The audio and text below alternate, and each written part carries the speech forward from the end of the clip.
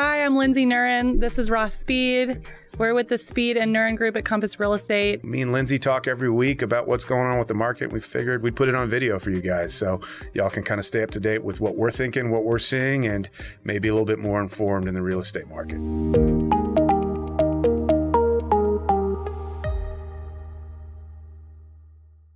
So let's just, get into it. Yeah. What did you see this weekend? It's been kind of all over the place. The rate increase that happened, a week or two ago, really, I feel like killed some of the demand. Yeah. So hard to know. I have several buyers that are really ready to buy something now, and we have a lot of options, which is great, but a little bit slower of a market, but I still feel like there's demand out there. It feels like we're on this roller coaster where the buyers can't get even footing. We had a time, about a month ago where rates had kind of leveled off. We were in the mid fives. We'd even dipped down into the high fours for some people, and we're seeing more confidence. People were entering the market, and then we had the inflation report that came out just last week, and interest rates got up to 6.5%, 7%, and it just kind of shook buyers' confidence all over again. So I'm still seeing people get out there. I'm actually talking to more buyers than I ever had in my career. People are dipping their toe in, but there's a lot of people who aren't ready to jump in just because of, how much change and volatility we're seeing, right? I think it's going to probably take interest rates getting to a point where they're staying stable for a long period of time for people just to go, this is our new normal, and feel a little bit more confident about making moves. But that's what I've been seeing lately. And I'm seeing some crazy deals in new home construction. We haven't seen those in 3 years, where, not only are there no bidding wars at all with new construction anymore, but they're really willing to negotiate, especially right now, I think, as we go into Q4, and they've got, they want to close stuff by the end of the year. So if you find something that's an inventory home that might be a month away from being done and they want to close it before the end of the year, I feel like they're super motivated to make a deal, for your clients. So we've gotten some crazy deals for some of our clients' new construction. Yeah, we talk about this all the time with our agents, but especially with these big national production builders, their fiscal year is extremely important to them. And they all don't just operate on the calendar fiscal year, right? It might not be ending the end of December. So there are great deals with the builders out there right now, but I'm actually finding, especially in the suburban areas where the big national production builders are going, is their price decreases are kind of driving a lot of the uncertainty too. Yeah. Because I'm seeing clients in communities that they want to make an offer on a resale home, but they're looking across the street and seeing a home that might be 12 months away from being completed. They're offering, 3% towards their closing cost. They've taken a $50,000 price reduction, and they're scared to buy a resale where the new homes are decreasing their prices very rapidly, right? Because they don't want to be underwater after a month after buying a resale. I think that a lot of the things that are happening in the suburbs regarding decreases are home price decreases are driven by new construction right now. I feel like they're really driving what we're seeing in the suburbs, which is a lot more price decreases than I'm seeing in the city. Right. Yeah. I've talked to a couple of different sales managers at these builders, and it's been described to me as they're trying to find the bottom right now, right? Yeah. They're taking these incremental price reductions to figure out where they can get an absorption rate where they're okay, we're back to business, right? Yeah. But until, this kind of goes back to the volatility thing and, constant change that we're seeing, until we see that level out, I think that buyers in a lot of those communities are going to go, well, I'm not ready to jump in until I see that they're kind of on firm footing again. Well, yeah. And also, if you think about it, if you buy something new construction and you're not closing in 12 months, there's a good chance that rates will go back down and you'll get an even better deal, rate-wise, by the time you close. So that might even make more sense at that point. Yeah, no, I agree. Depending on where it is. And, and I think for the people who are looking to buy new and are worried about buying something, the prices are getting reduced and they're going to get left in the dust and be contracted for something that's, higher than what they're selling, the next home for in a month or two. Yeah. Most production builders we're seeing, and you should talk to the builder ahead before you pull the trigger on anything, are actually reducing the price for people under contract now, right? I've seen that. Yeah. So, years ago, 6 months ago, we would tell people, buy a home and ride the wave of appreciation up, right? Basically, you've got that price locked in. Well, the downside risk isn't just the opposite of that. If you're contracted the price, most of these builders, because they don't want to lose you as a buyer, if they take a $20,000 price reduction, you're going to get that too, right? Now, if it turns around and goes the other way, they're not going to ask you to raise the price in most situations. Yeah, and I think that's the job of the realtor that represents you, right? Is to pay attention to their clients that are under contract on new construction and advocate for their clients, you know, and go after those price reductions. Yeah. I mean, the cool thing is, so agreed. And sometimes we do have to advocate and go, hey, listen, we saw that price reduction. You need to match it for us. In all cases, the builders have been open to doing that. Yeah, the larger definitely. Ones. But I mean, I've had builders, in town who've called us to say, hey, we haven't made this public yet. We're making a price reduction. We're going to be reducing the price, right? So, I mean, as long as you can go into, you know, a contract with your eyes open and kind of someone advocating, I feel like a new home isn't a bad idea, because you kind of get in a lock-in what I expect to be bottom barrel prices, because I'm still hopeful in the next 12 months we're going to see the market turn back around. I think so. I think like we're going to see an uptick probably in the spring like we do every year. And I think that's just, you know, I've been explaining to a lot of my clients that we're just returning to what I remember pre-COVID the market was. I remember distinctly before COVID, springtime was always multiple offers. If I had a listing, I really pushed to list it, you know, between, you know, probably March and May, March and June. And then I remember always like in the fall, like that was the time where my buyers were getting great deals.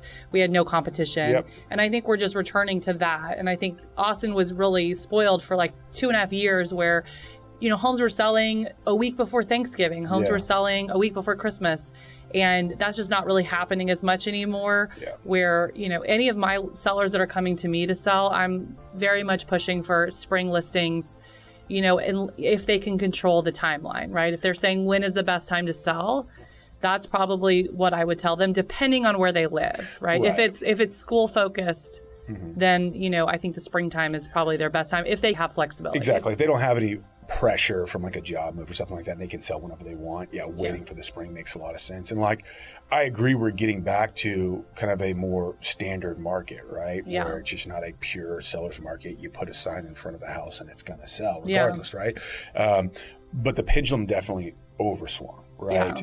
We are in a buyer's market right now. And I would argue that, you know, the numbers behind our market don't support us being in a buyer's market right now, in terms of, you know, months of inventory, how many homes we actually have available for people who are moving here.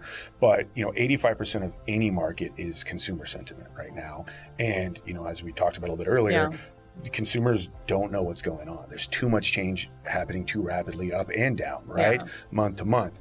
And I feel like once we get on even footing with that, it could be kind of a tidal wave of people coming back to the market where the pendulum overswings back the other way. And I'll kind of explain what I mean by that, right? So, like I said, I'm working with more buyers than I ever have right now. And a lot of them are just keeping an eye, trying to figure out when the right time to jump is. And in most markets, consumers operate with a lot of groupthink, right? So they don't want to be the first to jump, but once they see a part of the group jump, they're in immediately, right?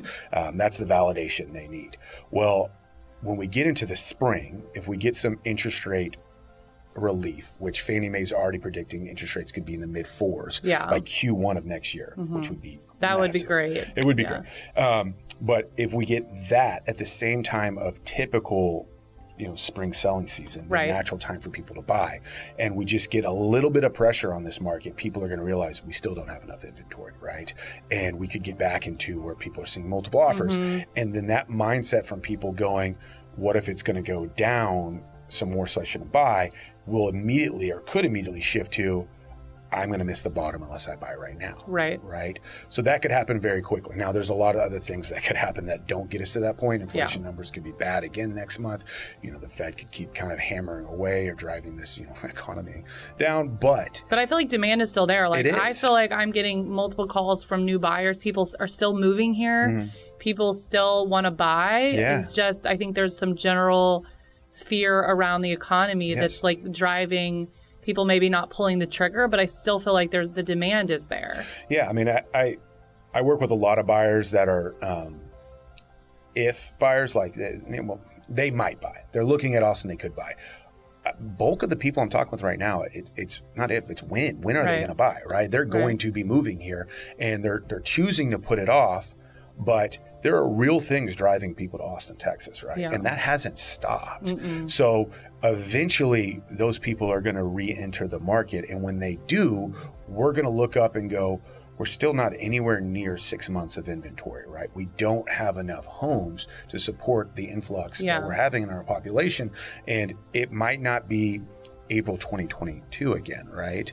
But it could return to a seller's market very quickly, maybe even a really strong seller's market, right? We got to get to even footing where things are kind of consistent for a couple months, and then maybe a little bit of interest rate, relief, and I could see the market shifting very quickly. Yeah, and I think it's so important in this market when you're listing a home to make sure that it looks perfect, right? I am like pushing for staging. Yeah. I'm pushing for like fresh landscaping on every house. I'm like pushing for a lot of things to make the house look perfect, just because, 6 months ago you put a house on the market, you're the only house in the neighborhood that's available that weekend, right? Because everything was getting sold in 3 or 4 days. Right. And now there's so many houses on the market that they've got 4 or 5 choices in that little pocket. Yep. And so your house, you've got to do everything you can within your control to make the house look great. So it photographs well, video, social media, email marketing, right? Everything. It's so important. I've talked to a lot of sellers who we talk about price a lot, and price is definitely a component. Yeah. Right. We've got to price it correctly, but it's one part, in my opinion, of like the full marketing package that has to happen, because you could keep doing price reductions, but if you don't have the other components there, if the house doesn't show well, if you're getting a ton of showings and no offers, in my opinion, that means that the house does not show well. If you're getting, 8 to 10 showings a week, which feels, private showings a week, which is pretty good in this market. Absolutely. There's probably something wrong with that house in terms of how it shows. Yeah, no, I agree. I mean, what's never changed at any time in this market shift is special homes keep selling, right? Yeah. If your home is different, and don't get me wrong, don't let this convince you not to sell in this market because you think your home's not special. Any home can be special. We can help get you there, right?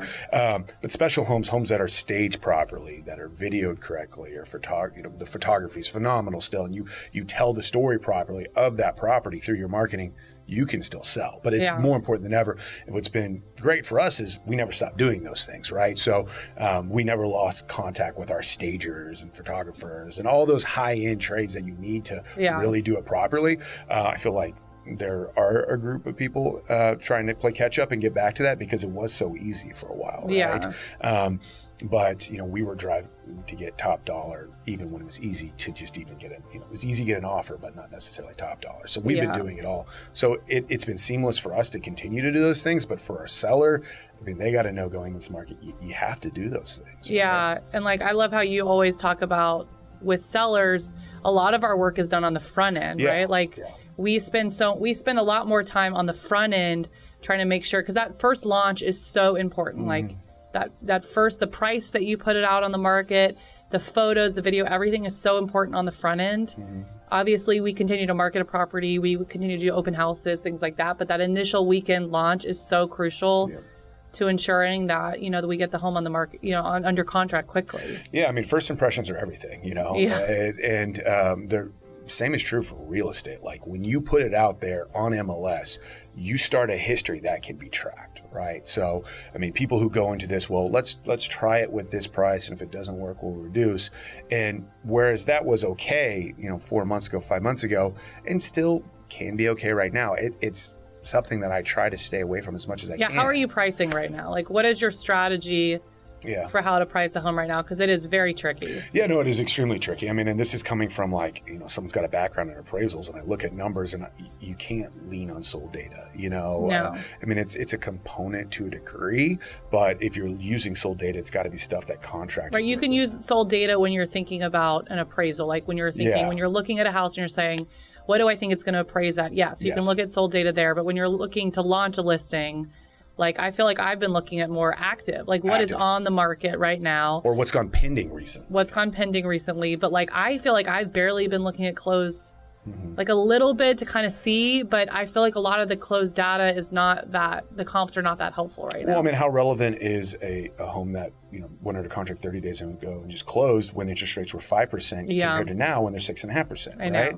And the same will be true if interest rates drop down to 5% in 30 days from now. This data won't be super relevant. So I'm spending more time than ever talking to the other listing agents community. What's your traffic like? What's your feedback like? The pending homes, how did you get someone under contract? What was that buyer like? Where did they come from? What made them be one of those buyers who was willing to jump in instead of you just kind of, touching their toe to the water, right?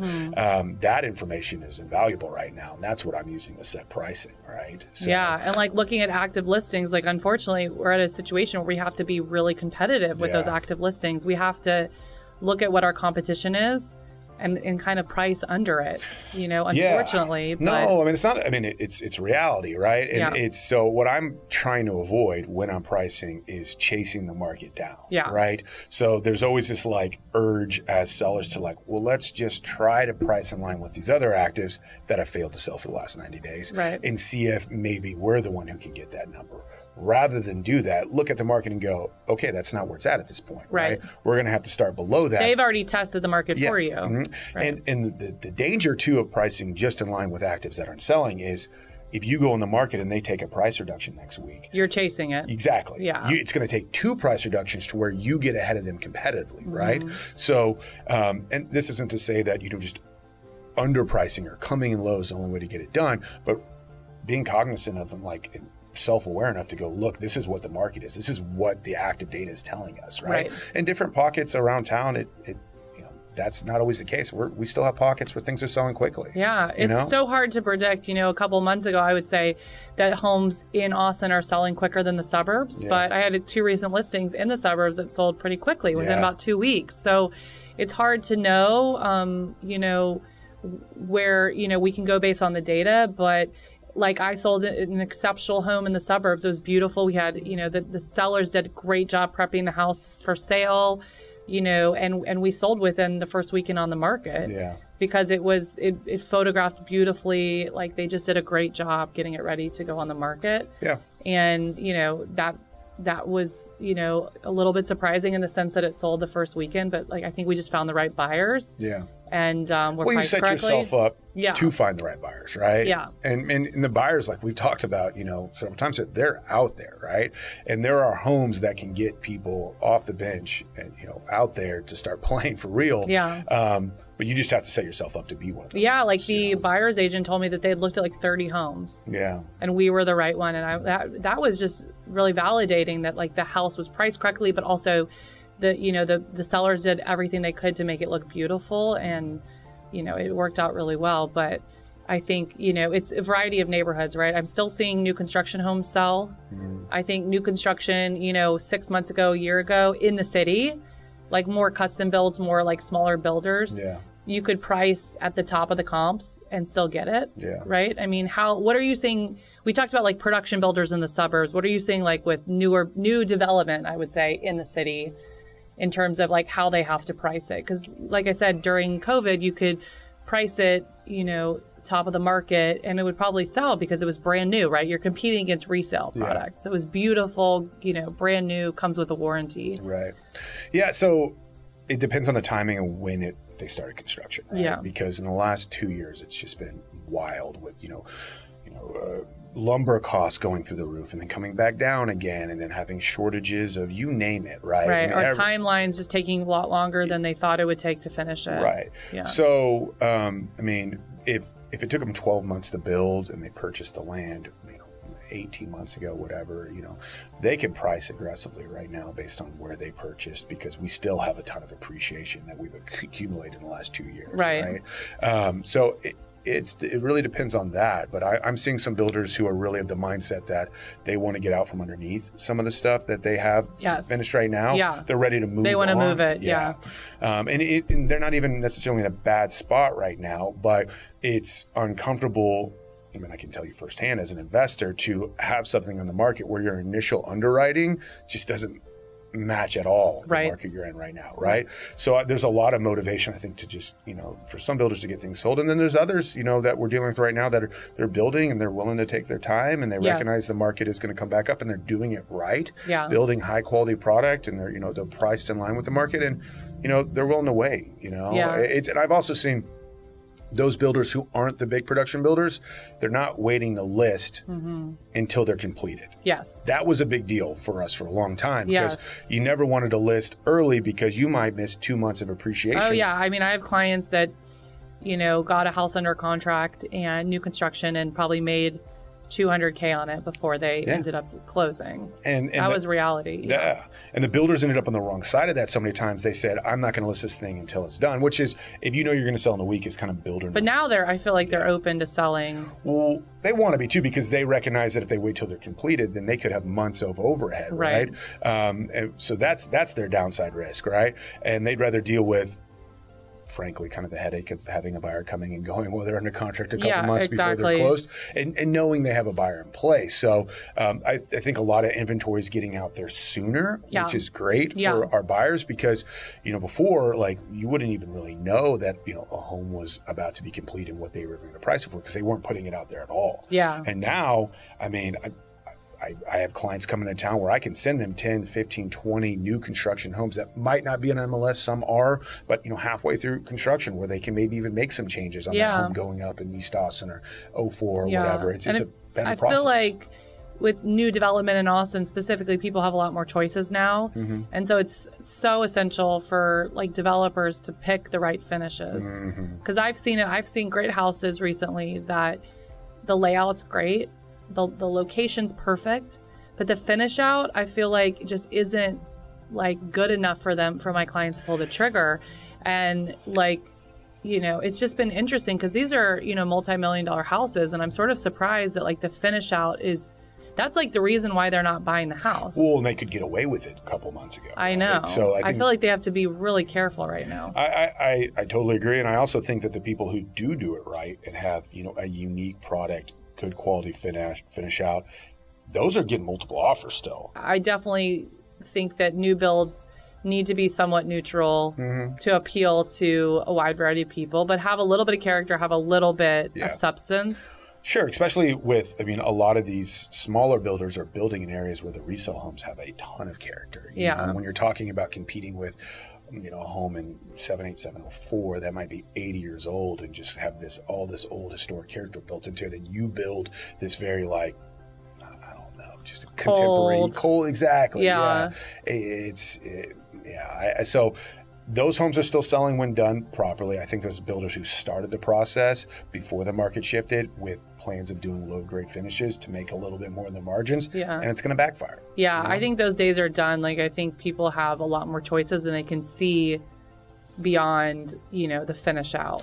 Yeah, they definitely can. And this market too, like I still, like I said, I feel confident that things will come back around, and we can kind of get into too, like, the nuts and bolts of Austin's economy and why I'm confident in that. Yeah, let's do that. Yeah, let me too first acknowledge, like, when we have these conversations, I don't want to be like the sunshine pumper and say everything's great and the market shouldn't be, slowed down. Like, interest rates are the highest they've been since 2007. That's that's the reality we're in right now. Yeah, there are real things going on right now, on a macro stage that are affecting us very locally in Austin. Right. That should have slowed down the market. It feels to me like it's very much driven by the changes in the economy, not necessarily change in demand for Austin. No, that's a good way to look at it. I agree with you there, because the demand for Austin, by just evidence of how many people are still reaching out to us to keep track of what's going on in the market, is still there.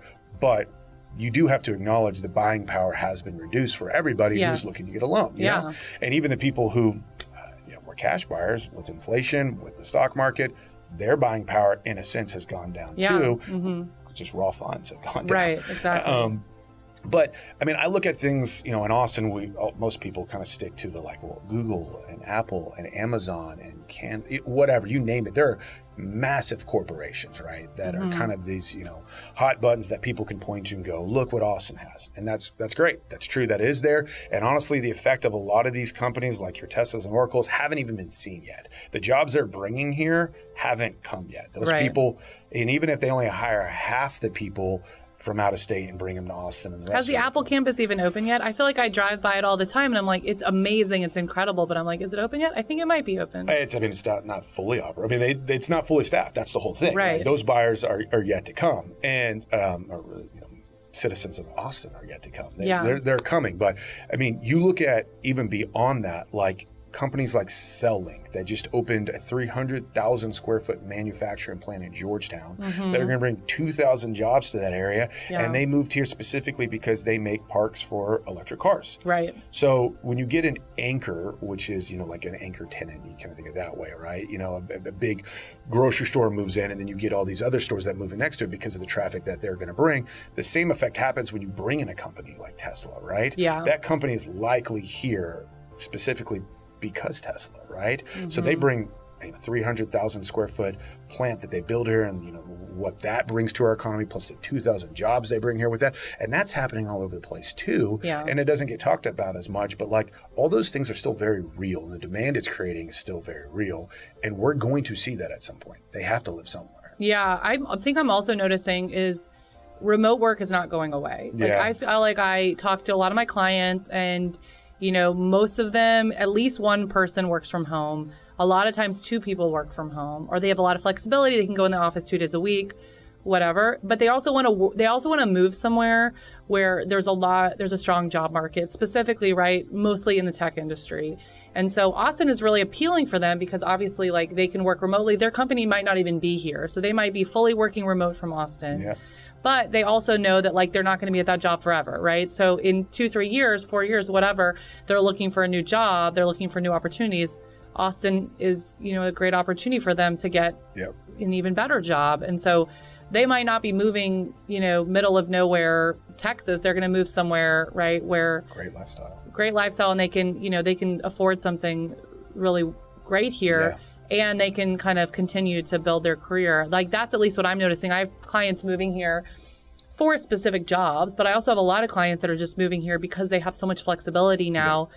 And I just don't think that's going away. I haven't seen it go away. I haven't seen I've seen some companies, require 2 days a week, 3 days a week. Yeah. Or I've seen some companies say, okay, you work at Apple, you have to be at an Apple campus. Like, it doesn't have to be in, Palo Alto or, in California, but it needs to be somewhere. And so Austin obviously has a huge one here, and they can kind of pick where they want to live, which is really cool. No, I agree. I mean, this is going to be hard for some Austinites to hear, but like a lot of the as two Austinites. Yeah, as two Austinites. We've both been here our whole lives, but like Austin was undervalued. Like, in terms of like what it cost to buy it was a home. Secret. It was like a secret gem. I mean, and this is as late. I mean, early like 2019, we were still underpriced relative to where a lot of these people who are moving here were coming from. Yeah. And frankly, it's still the case for a lot of the markets they're coming from. We are still cheaper and more affordable, right?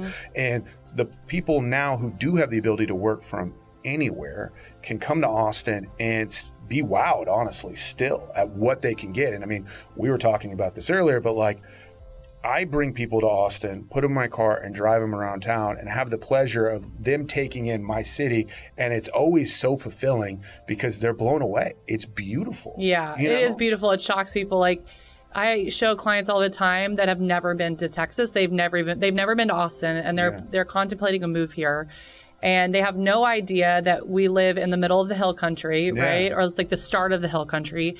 And they have no idea that Austin is very green, very hilly, beautiful. I think they think of Texas, right? Flat with like the rolling hay, right? The tumbleweed, The tumbleweed. And they think that it's going to be really kind of dry and, no greenery. And it's, obviously complete opposite with, the lakes. It's beautiful. And I think it's sort of this hidden gem that's no longer a secret. And my parents, my dad grew up here. Born and raised, and it was such a small town. I mean, it was a university town. Like, I mean, my dad grew up here, born and raised here in the 40s. And, I asked him all about Austin, and, it was definitely, everything was sort of revolving around either the Capitol or the University of Texas. There wasn't a lot else to Austin at that point, because it was only, it was probably 80,000 people at that point, if that. So it was pretty small, and had a very different vibe. What did he say was like, what was the catalyst? I mean, obviously a lot of things. Was it Dell that really? I think it was Dell, IBM. I think it was, I think those were like the big players that kind of put Austin on the map. Yeah. Specifically, well, Dell and IBM. I would say those were the two I feel like I have memories of that kind of put Austin on the map. Yeah, the Dellionaires. And that, I think that really kind of made people know of Austin. Well, it did, and also kind of gave us this like tech, persona. I mean, like that became part of Austin. Yeah. And that's what we become even more. But I think the second component to that contributed to the growth, right? Obviously, the tech industry has done a lot for the growth in Austin. I think the other thing is just the bohemian feel of Austin, the art scene, the music scene, how like cool, and it's always been funky. It's always been really cool, and I think that in combination, right? People want to move here. So not only like is the job market strong here and they have a lot of opportunities. Young people have a lot of opportunities in the tech industry here and other industries, but it's also like a desirable place to live. It's kind of become like the cool place to move in your 20s, right? Like I moved to New York City when I was 22, and that was amazing. But like I think a lot of people, Austin is sort of on their list of like they're moving to Austin, LA, San Francisco, New York, Seattle, right? They're moving to some of these cool young places, and Austin, 20 years ago, in my opinion, probably was not on that list. Yeah. And now it's on the list of people, and I think part of it has to do with Instagram. I know this is like a weird theory, but I think with Instagram, you start seeing people's lifestyles a lot more regularly and how they live in their city they live in. And so everyone always had this fantasy, like growing up, we watched Sex and the City, and so you like wanted to move to New York, right? Because it was like Carrie Bradshaw. You're going to live out this like Carrie Bradshaw thing.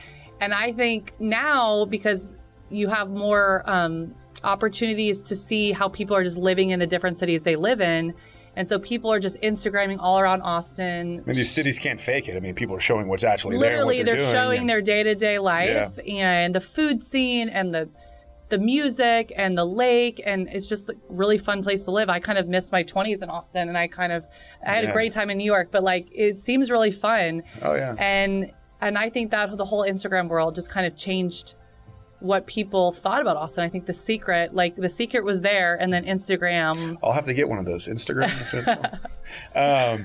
So yeah, I totally agree. I will say though, like I think that probably was kind of a catalyst that made it exponential, the growth, part of it, people getting it. But like Austin's always been a place where, in a world where everyone is so like divided and you can only find 50% of people to agree on any given topic, anywhere I've gone my entire life when I've said I'm from Austin, people have been like, oh, that's a cool place. Yeah. They might not know anything about it. Like, that's a cool place. Yeah. Doesn't matter where I was at, you just across the board. Same. When I would tell people when I was living in New York that I lived in Austin, they were always like, had a ton of questions and always thought it was really cool. Agreed. And now that we've been in so many headlines and we're kind of been thrown down a lot of people's throat, I'm sure that might not be the case. Yeah. But, 5 years ago, across the board, Austin, cool, synonymous, right? And so, but that's still present here today, those things that made it so attractive. And it's, go back to, it's great showing people this place because it does have a wow factor to it. When you turn on 620, you're heading towards,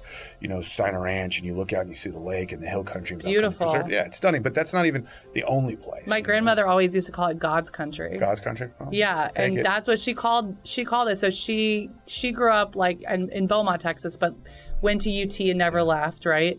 And she used to call it God's country, like the hill country, because she just thought it was so beautiful. She thought it was the most beautiful place she's ever lived. Mm-hmm. Yeah. And that always stuck with me. Oh, and it's on top of that, for us, while we're here, it's a great place to raise a family too. I mean, the public schools where we're at are fantastic, and the public schools are great. I mean, it's kind of, I think I never knew that as a kid, that relative to some other major cities, like you can definitely send your kids to public school here. They're really good. Yeah, no, and it's funny, you get people in from out of town like, okay, what are the best private schools? And like, I can share a list of, the private schools that are generally considered to be highly rated, right? And let them do their own due diligence on that. But ultimately, like, most people go to public school. Yeah. And they're looking at definitely vast majority. Mm-hmm. I think that's shifting a little bit. I think there's some alternative schools that are emerging in Austin. There's definitely a lot of choices and a lot of options, but you're not moving to a city where you have to go to private school. Like you're definitely moving to a city where you're going to have, and you don't have to be in one specific neighborhood, which is one thing I love. Like people will ask me, tell me about the schools. Let's talk about the different neighborhoods. And I'm sort of like, there's a lot of options. Yeah. There's not like you have to be one specific area. There's this area and this area and this area. And there's a lot of different options, which is great. All different price points, which is great for people. And I think that's part of the reason why people have moved here is because you have a lot of choices. You do, yeah. I mean, and we're booming all over the place. It's not just technology. I mean, I was reading an article today that Buda, Texas it's not Buda, Buda is booming like no other suburb is, was kind of like the headline of the title. I mean, still affordable. The downtown at Buda is like the cutest. Yeah, I think it's so cute. And I've literally timed it from downtown to Buda 20 minutes. Yeah. No big deal. And the schools are good. Yeah, and you head west and you got hill country, you got getting the driftwood, Dripping Springs, beautiful views. You're not terribly far from the airport. No, breweries. Nice. Oh, yeah, it's very convenient for that. Yeah. And and Austin's kind of unique, too, because of the hill country and rivers. I mean, there are parts of, the greater Austin area that are kind of landlocked. I mean, you get out to Lakeway and, it's Lago Vista, you can see it, but you get there, it takes an hour, right? Yeah. There's a component, too, of like, do we got enough water for a lot of these areas that are having this growth? There's a ton of room to move east, but with the hill country, a lot of the demand is west. So, I mean, it'll be interesting to watch this sprawl, but I'm curious to see what happens east. I feel like there's so much land out there that's undeveloped. Right. Well, and you've got companies that are kind of making the leap even before the residential gets there, which is, Oracle jumped on the other side of 35 and, Tesla's over there now as well.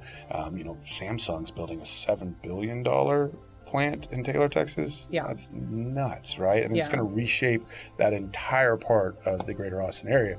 So all the stuff that's happening in Bastrop, like there's tons of companies. I mean, obviously a lot of it's led by Elon Musk and Tesla out there, but there's SpaceX, right? But there's a ton of the Hollywood studios that are going to be out there. So I'm interested to see what happens in Bastrop too. I agree. I mean, it's fertile soil. I mean, I tell people this all the time. They're like, well, what happens, to these jobs that are moving here if the market turns? And I think the reason why those companies are coming here will just become that much more exaggerated in a down market than they were in an up market. And we're kind of seeing that. Like Are you seeing layoffs? Are you seeing maybe I haven't seen that where the tech industry has been laying off a ton of people. Maybe I haven't heard that anecdotally.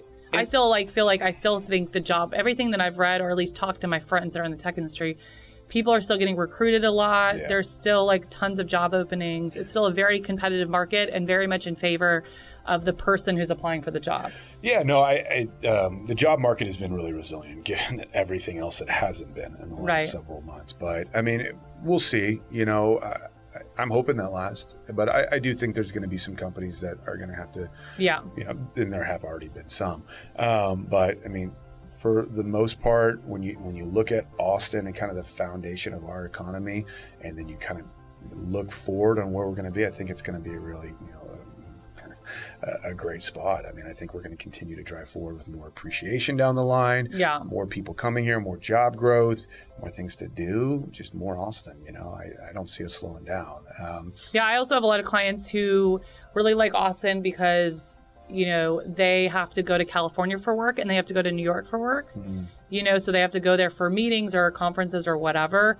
And Austin is basically a 2.5 hour flight from each, right? Yeah. So they basically can live in the middle of the country, and if they have to go to LA for 1 week and then 6 weeks later go to New York, they're not on these 6 hour flights with 3 hour time changes. I'm the time zone difference. Mm-hmm. I'm seeing that as it's kind of interesting that they kind of want to plant themselves in the middle of the country just because it's easy to get to Florida, it's easy to get to the coast, it's easy to get to Colorado and ski. You're never on these unless you're going to Europe, you're really never on these super long flights, which is nice. I love that. I love being able to go basically anywhere in the country without it being. Yeah, I just got back from Denver, 24-hour trip. Everything's kind of there. Yeah, I love when we vacation. I love going, to Colorado and Utah and go to nature, and you're close to it's a 2 hour flight. Yeah. And then we'll go California. We'll go up to in the summer, go anywhere that's not hot, right? Anywhere, and it's 2 hours, 2.5 hours, 3 hour flights. It's pretty cool. I never really thought about it until I moved back to Austin, but it is very accessible and easy, and the airport is the best airport. Well, it's the best airport. I'm sorry, I will make that argument any day. It's the best airport in the country. The food is so good. It is the only airport where I purposely don't eat something so I can eat something at the airport because the food is so good. Okay, so I was going to jump. Best. The growth in Austin, I love all of it, not just because of my job, but I love what it brings to Austin. Like I do enjoy it. The airport aspect of it, though, it is getting a little busier there, right? It's busy, but the food is great. The food is great. So like if you have to eat something there's a lot of good options, and they're all like local and like places and they're not chain restaurants. Oh, I mean, so there's like my in-laws literally go to the airport and they eat the salt like every time. Oh, you gotta mix it up though. I know they like love the salt lick. I don't know. What is it? Peach tortilla? Peach tortilla. There's like so many. Last time I was at and that's a great addition. Last time I was there, I was just like, there's just everything. Oh, yeah, there's literally everything. It's crazy. It's Kome, like there's sushi. Like one of the best sushi restaurants. I love Kome, and it's at the airport. No, me and Kelly said, me and my wife, we will go there early just so we can eat. We love it. It's simple too. It's just a straight line. You don't jump on some train to take you 15 minutes away in the train. Anyway, so Austin is different in the sense that like we've got a professional soccer team that's really well followed. We have Formula One that shoots here. Live music that's incredible. Some of the best music events in the country. Food festivals, and like that is our culture and identity, right? It's very different from a lot of these other we were rooted in that. Like I feel like that's the music and the food scene. I feel like Austin, that was what Austin was before the tech industry came here. And so I think that's what that's like at the core of Austin is those kind of cultural things. Yeah, I mean, we had a unique identity when we were a smaller city, and I still feel like we kind of have a unique identity as a bigger city too. We're always just a little counterculture and different, which is good. Keep Austin weird. Yeah, keep Austin weird. Most people don't know what that actually means. What does it mean? You don't know what it means? I mean, I the people who are wearing them typically have green hair, and so okay, so Keep Austin Weird is all about supporting local businesses. So the idea is to like support local businesses, to make sure that Austin stays funky, stays weird, so that there's not just like strip malls of like chain stores. They got to do better branding with that, because I've been here my whole life, and it's always been to me it's all about like keep Austin funky, keep it weird, support local restaurants, support local. So I didn't know the local business part of it. That's cool. I mean, I know, it is cool. I really would love that to continue. Like, putting a Hermes store on South Congress, I was not a fan. Okay. I just was like, that doesn't fit with Austin in my opinion, but maybe there's demand here. But like trying to just actively support like local boutiques, local restaurants, local music stores, right? Like, local venues, things like that, I think that's like at the core of what Keep Austin Weird is about. I hope Austin never loses how funky it is. I hope it never, loses the culture that I think has been here for a long time.